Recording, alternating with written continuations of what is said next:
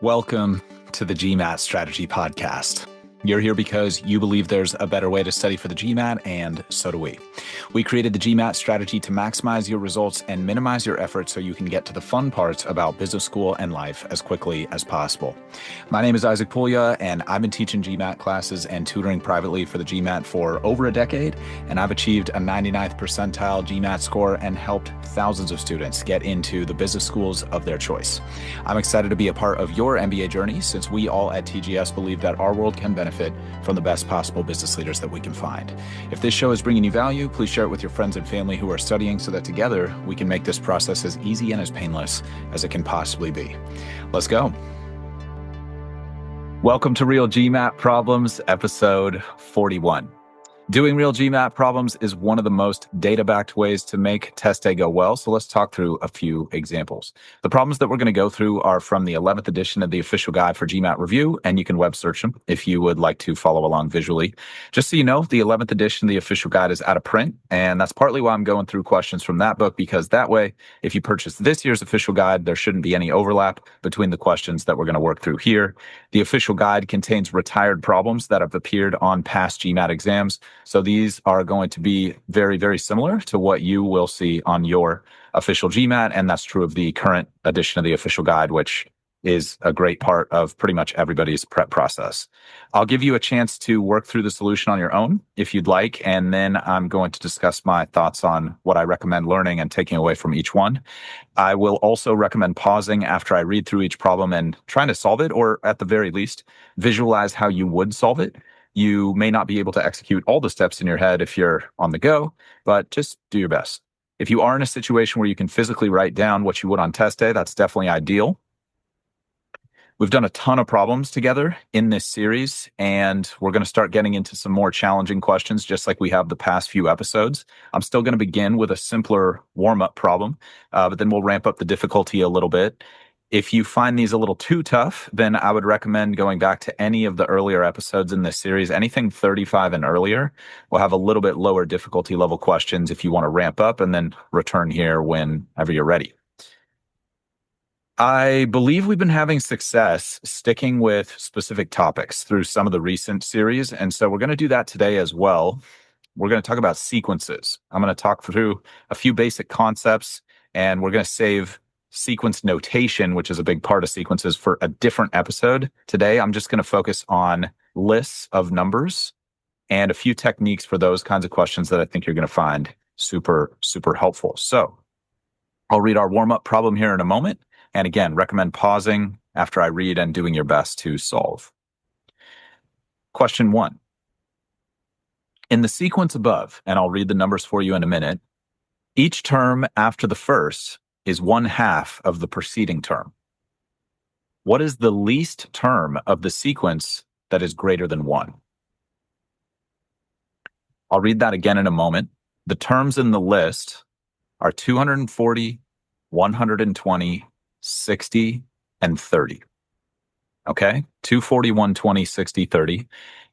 In the sequence above, each term after the first is 1/2 of the preceding term.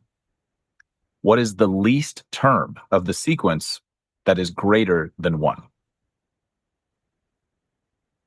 Option A is 32 over 15. Option B is 16 over 15. Option C is 15 over 8. Option D is 15 over 4. And option E is 15 over 2.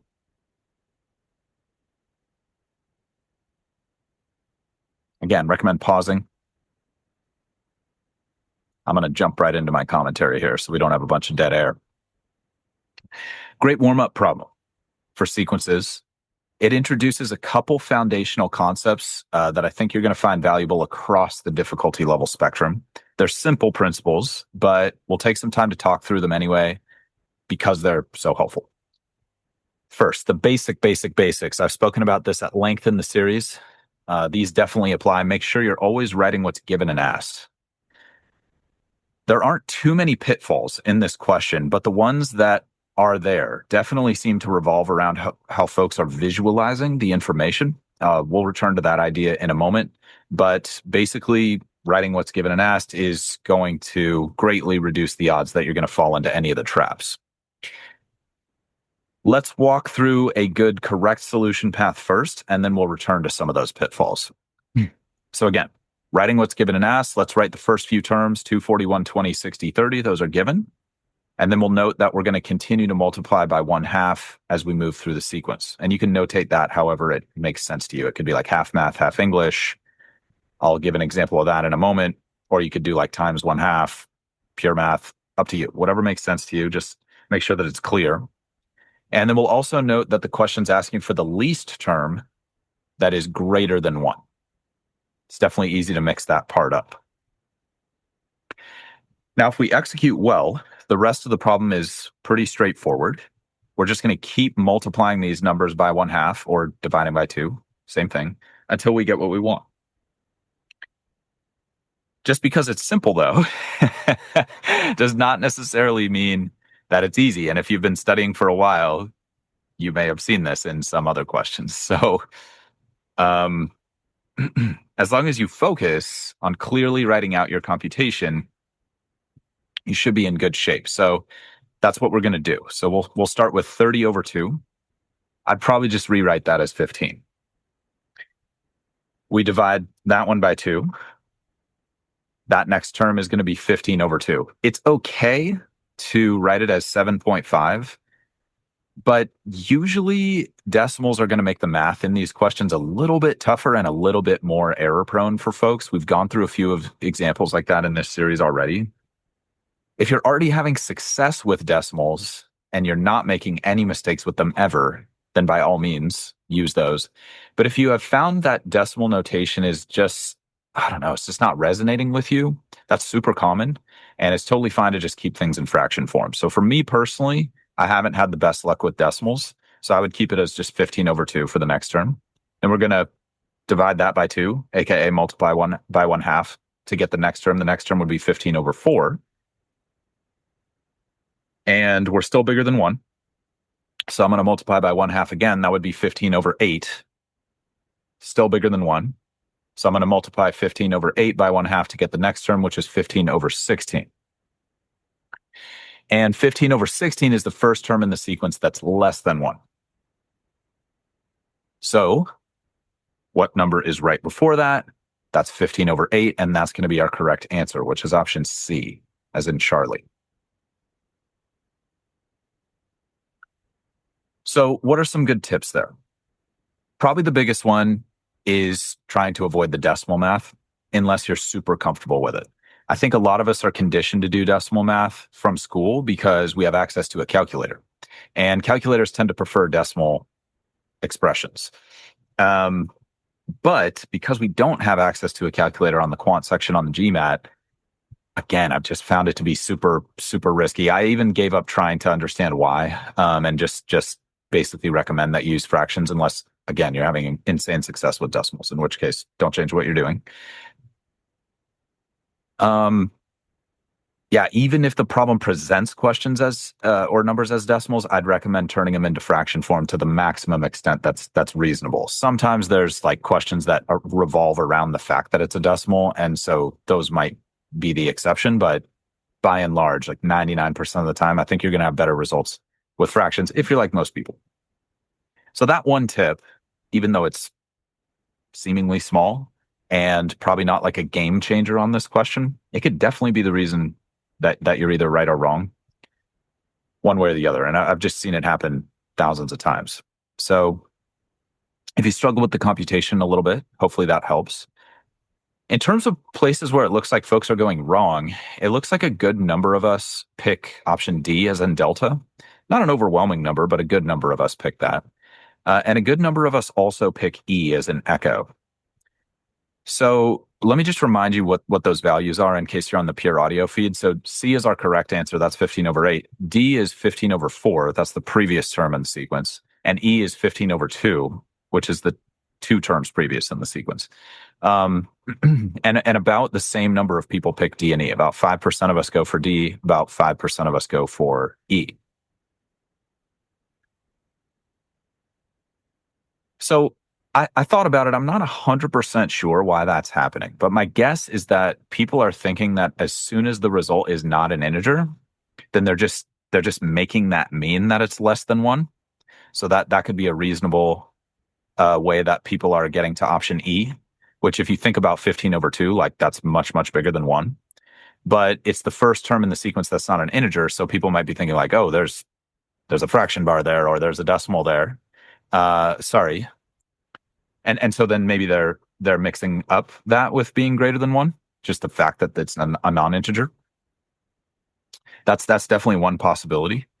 Or they might just be forgetting what the question's asking, and they might just be thinking like they might start by thinking which one's greater than 1, and then that can transform quite easily in their mind to like which one's not an integer. So I could see that being a big reason that people pick E. But I think like stepping back from it, it just doesn't seem to most folks that I've worked with over the years that that's a mistake that's even possible for them to make. Like just when you're in the practice room, I think it's just a very different feeling than when you're on the actual exam.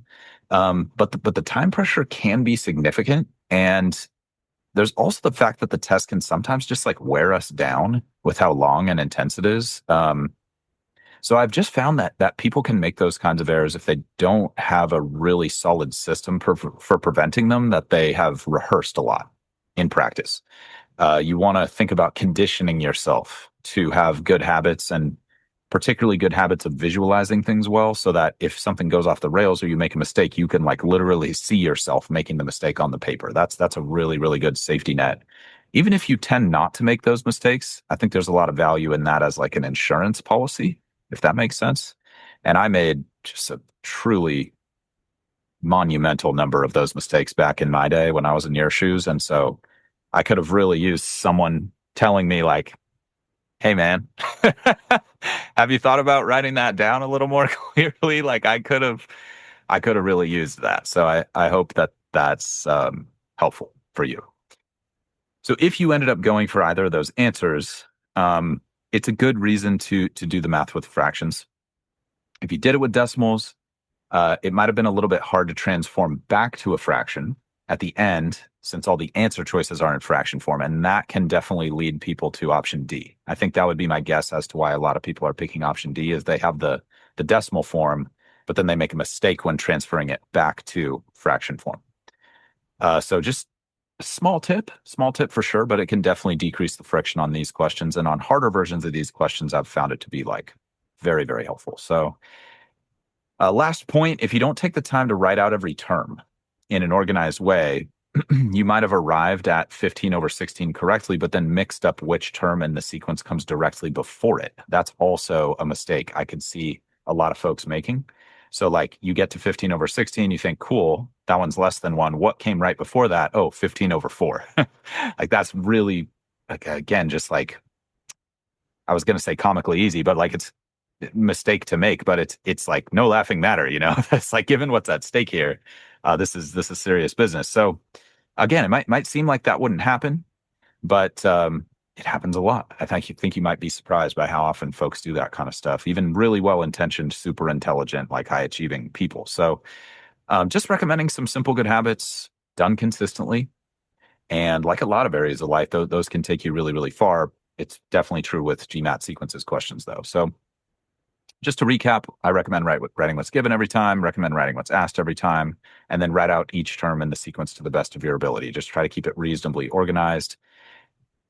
Quick caveat on that, if there's 100 terms, just write out as many as you have time for.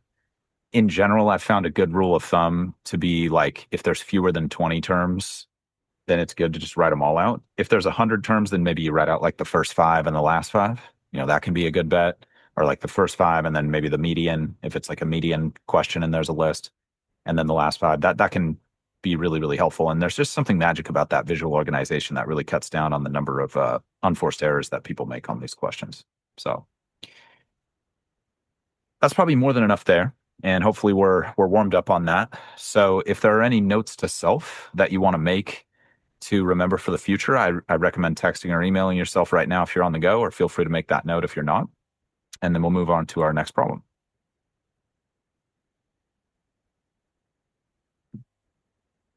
Okay, feel free to pause. This one, apparently by the numbers, all of us find a little bit more challenging.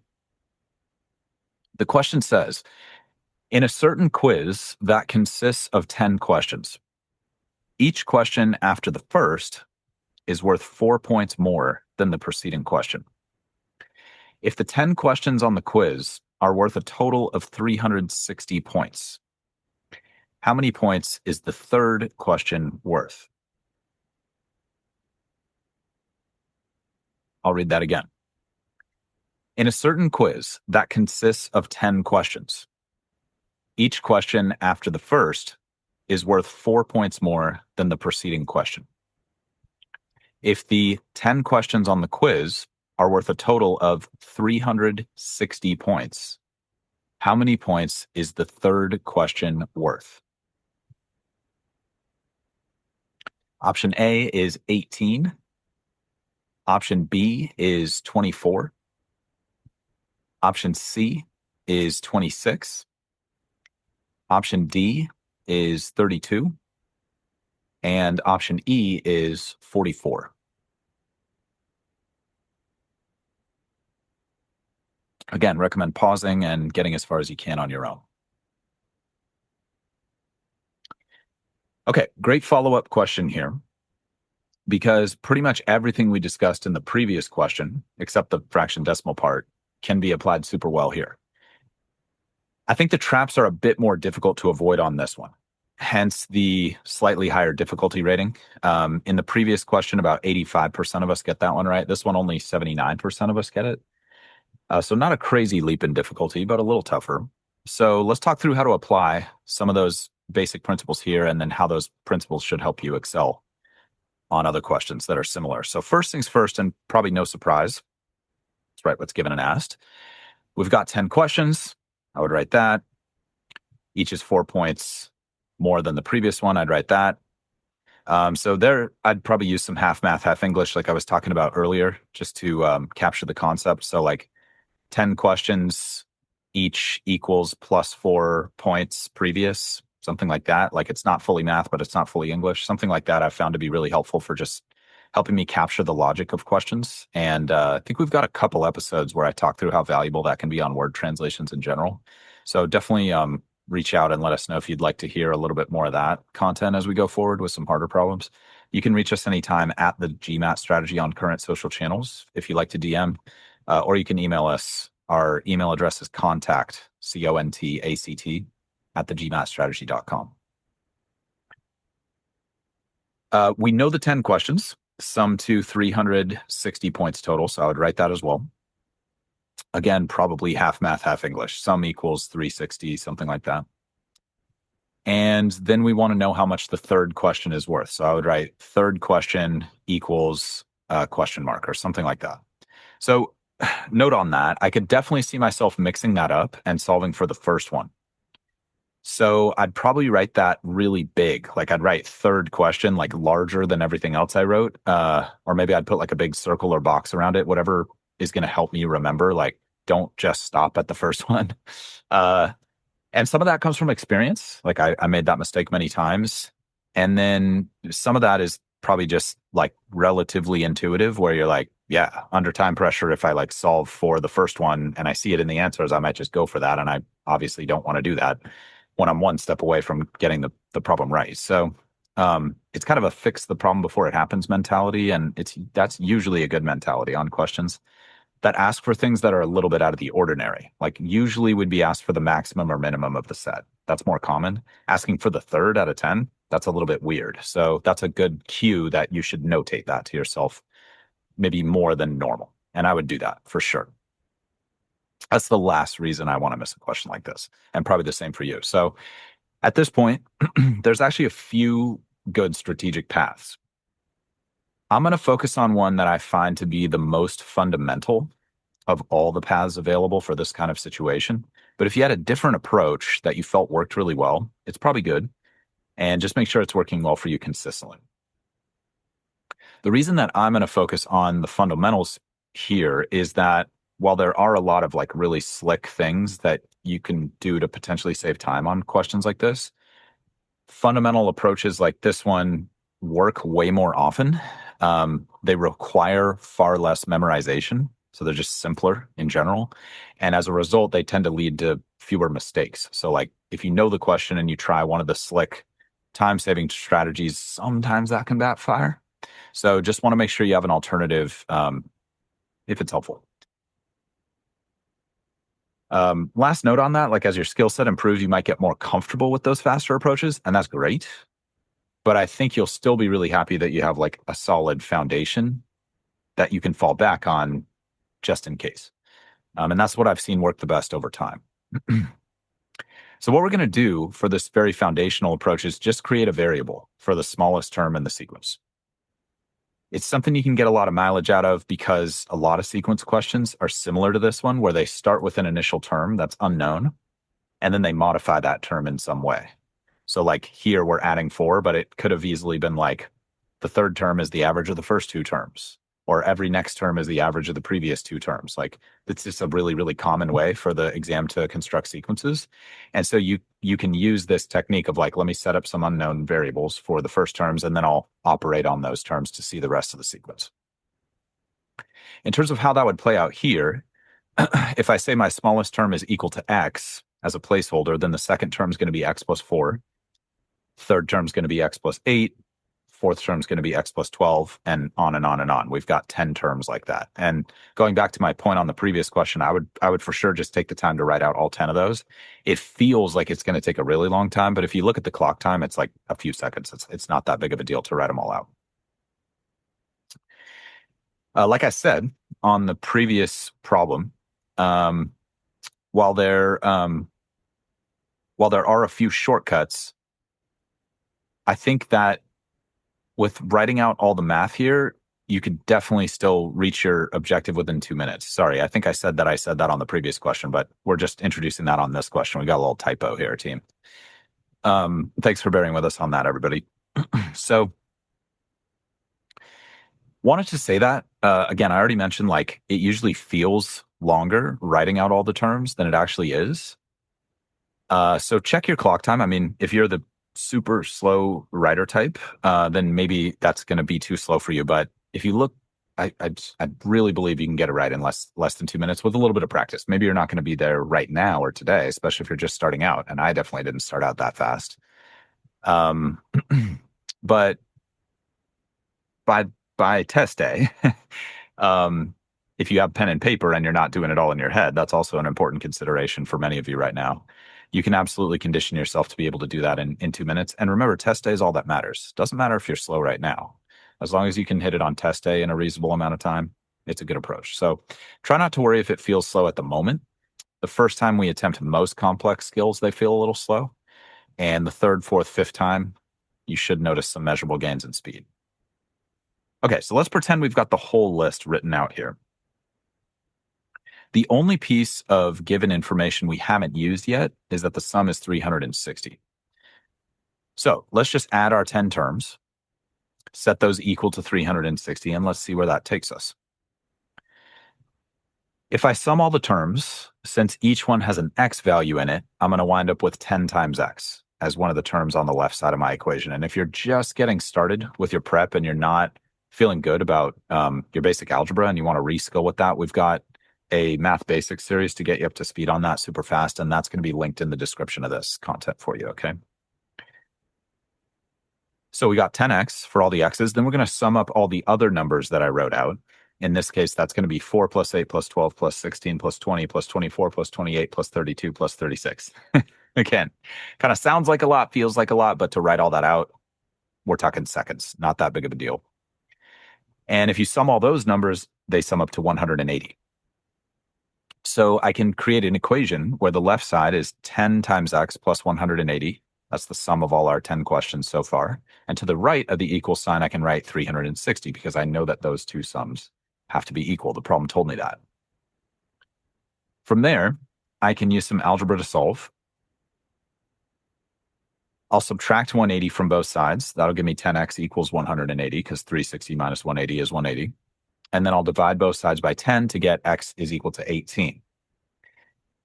Now, there's a big trap right there, and I talked about it earlier. The most popular incorrect answer is option A. And like I told you, like I really feel the gravity of option A in that moment where I'm like, oh, I got x equals 18. Yes, that's one of the answers. It's kind of like this excitement takes over. So it's probably not hard to see why a lot of us end up going for that. But that's not the answer because that's the value of the first question on the exam. And the problem is asking us for the value of the third question. So no problem to go for A. If you're going to make mistakes, make them in practice. But I would recommend reminding yourself to write what's asked really big at the start of every problem if you ended up making that mistake. Again, that's why I developed that habit for myself. It's worked super well for pretty much everybody I've ever helped out with this exam. And circle it, underline it, put a box around it, whatever you like, so that you're less likely to just choose the first answer that looks promising. So to get to the right answer, we want to look back at our list of values. We know the first value is 18. And this is also another good reason to make the list, to visualize the list and write out all 10 terms in the first place. Like I said, feels slow, but it's not that bad. And we'll figure out that the third question is going to be x plus 8 points. 18 plus 8 is 26, and that gets us to our correct answer of option C, as in Charlie. Now, that's the main pitfall there. A large percentage of us are going for A. Let me check the stats for you. Yeah, almost 10%. Almost 10 out of 100 of us are going for that. So preventable, but also an understandable mistake. So again, if you're going to make mistakes, make them in practice, fix them, and you'll be good on test A. We'll probably circle back on some of the shortcut and more advanced methods for these types of questions over time. But for now, I think it's a good idea to just consider the algebraic approach, be familiar with the algebraic approach, and get comfortable using variables and modifying those variables to represent the rest of the sequence. Works really well in a wide variety of situations. Like I said, it's simple to recall, and that usually makes it really worth having it in your toolkit. Like I said, if you had a better approach that you like, that you're getting great results with, stick with that. We're never going to argue with your results. Again, if there's a note to self to make for you there, I'd recommend making that now. And then we'll wrap up with one slightly more difficult question.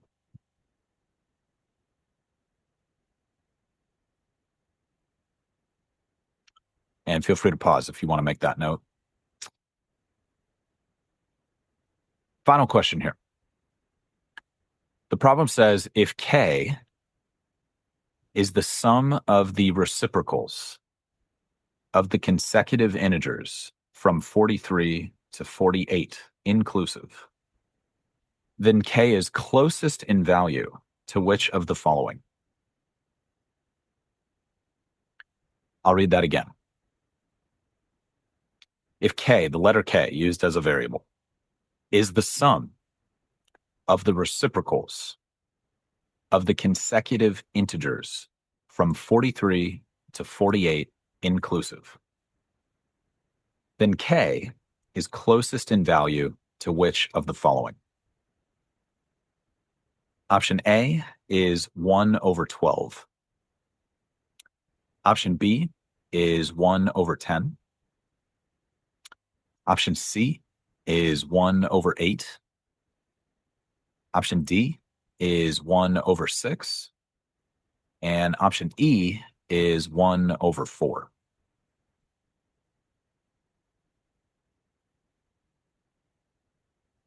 Again, recommend pausing there and getting as far as you can on your own. Really good, slightly more challenging question here. Like I said, by the numbers, it looks like this one's actually about 50% harder than the previous one. So about 20% of us are missing that previous question. About 30% of us are dropping this one. So decent amount harder in comparison. Let's explore how we can make questions like this a little easier for you and see if there's any transferable lessons you can leverage on future questions. First things first, many of the same principles of our first two questions apply equally well here. So let's start by writing what's given and asked, and then we'll create a visualization of the sequence. Um, Side note, if you're just starting out and it's been a while since you thought about what a reciprocal is, we've got a whole math basics lesson on like those core definitions. It's the first lesson in that math basics series. So if you want to reskill or remind yourself of that stuff, I'd recommend going and listening to that and then returning here when you're ready. Good news on this problem is the sequence isn't too long. It's just 6 terms. So let's just write them out. It would be 1 over 43 plus 1 over 44 plus 1 over 45 plus 1 over 46 plus 1 over 47 plus 1 over 48. And now comes the strange part. And this is where things kind of diverge from the first two questions. Trying to do an actual sum of those numbers is going to be hugely painful for most of us without a calculator. So in the previous questions, we were just going straight for the exact answer. This one is going to be a little bit different. There are a few alternatives, but I think the one that you're going to find to be the most useful and the most fundamental is just some light estimation. What we can do is establish a maximum and a minimum for the sum. And then what we can do is we can use those high and low estimations to choose among the options. The first time I saw this approach used, I was definitely really, really skeptical. And it made me feel super, super uneasy. So no worries if that's how you're feeling, or if that's how it ends up feeling. I think as you use the technique a little bit more, you'll start to see the value of it and you'll start to be able to trust it a little bit. So I'm just going to introduce you to it here. It's okay if you're like, whoa, I'm not feeling so great about that. And again, there are alternatives, but I think it's a very worthwhile technique to talk through because it's helpful in very specific situations. I'll circle back to that in a second. So to estimate the low end of the sum, what we want to do is we want to take the smallest fraction and just pretend that all the other fractions have that exact same value as the smallest one. For sure, that will not give us the actual sum, but it's going to be way easier to do the math that way. And it shouldn't be too far off from where we want to be. So how would that look? 1 divided by 48 is the smallest value in the sequence because it's the largest denominator. And they all have the same numerator. So let's just pretend for a moment that all 6 terms on the list are 1 over 48.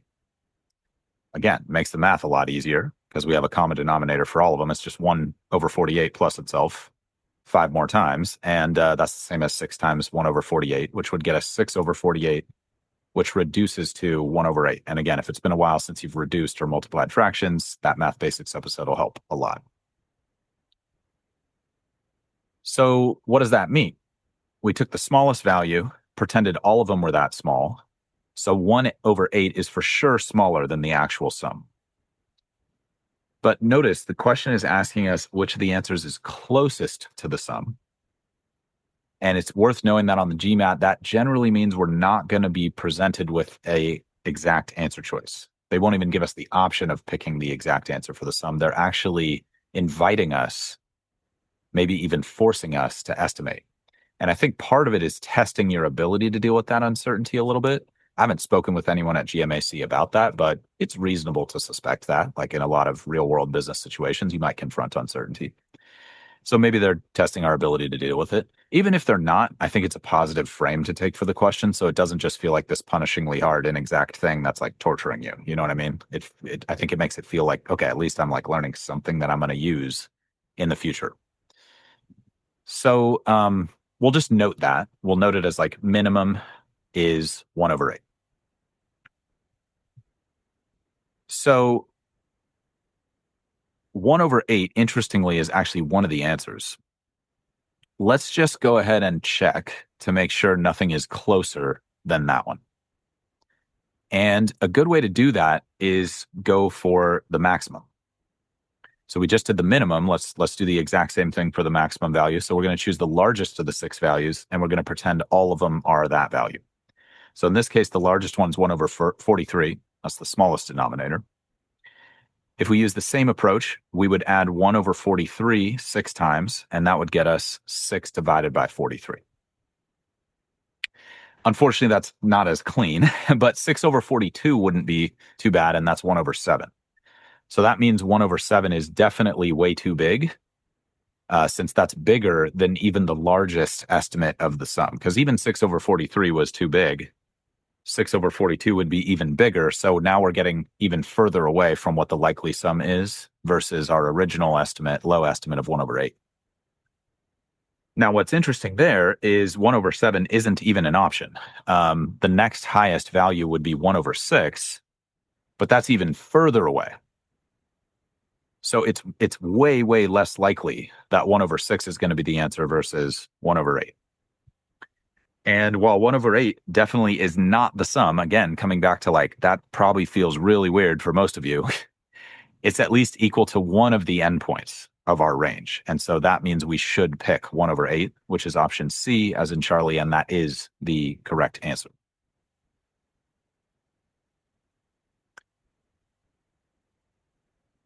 Again, I find questions like this really unsatisfying and definitely nerve-wracking. Personally, I would rather solve for an exact answer. But again, we're not always given that option on the exam, and this problem's a good example of that. In fact, just knowing it's possible to see problems like this, I think, is a big advantage, since being in the middle of your official GMAT and noticing that for the first time and trying to figure out if it's okay to pick an answer that's close but not exact, that's probably way more nerve-wracking. So we might as well confront it here. Beyond that, this estimation technique using like the high-low estimates for complex numbers or sums of complex numbers is also really, really valuable, because even though it doesn't come up like quite as much as some of the earlier stuff we talked about, when it does come up, it's often the only viable way to do the problem in a reasonable amount of time. There's actually another problem in the old official guide. I don't remember if it's in this year's official guide. We can check on that. But it's a similar problem, and there's 100 terms. So this kind of estimation technique, ballpark approach, becomes even more important, even more valuable. Maybe we'll get to that question later in this series. Okay, so those are some more knowledge-based takeaways, some more kind of higher level type takeaways. Expanding your perspective, making sure you're prepared for test day. But all the tactics of writing things out cleanly, making sure I'm doing my math properly, maybe those are even more important here in a question where I'm asked to be inexact, so that I can be as exact as possible. That's especially important with fractions. So one final time, if there's anything there for you to note for later, I'd recommend pausing and making that note now.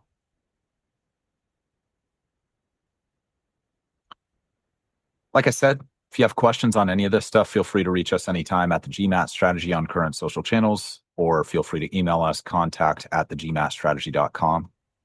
If you're struggling with your prep and you're not seeing the results that you want to, or you're not seeing results as fast as you'd like to with your current provider, we specialize in speed of results, and we'd love to team up with you if it's a good fit on both sides.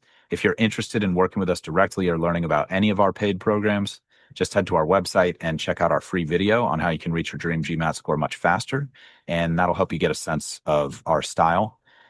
If you feel good about that, you'll be able to book a call with us to speak live and make sure that we're a great fit, and that we're all confident that we're going to be able to hit your goals. There's no expectation or pressure or charge for the call. It's just an opportunity for you to understand what we do, see if it works for you, see if you like it. And if not, we'll be happy to set you up with some options that will work better for you. And we don't have any like referral relationships with anybody else in the space. So those are going to be really unbiased recommendations based on your situation. If you're not interested in any of our paid programs or booking any calls, that's totally cool. We're still super happy you're here, and we're happy to have even a small role in helping you make your dreams come true. And we'll be back soon with more free and valuable advice to help you accelerate that process. In the meantime, as always, stay positive and stay consistent with your studies. And I'm looking forward to speaking to all of you very soon.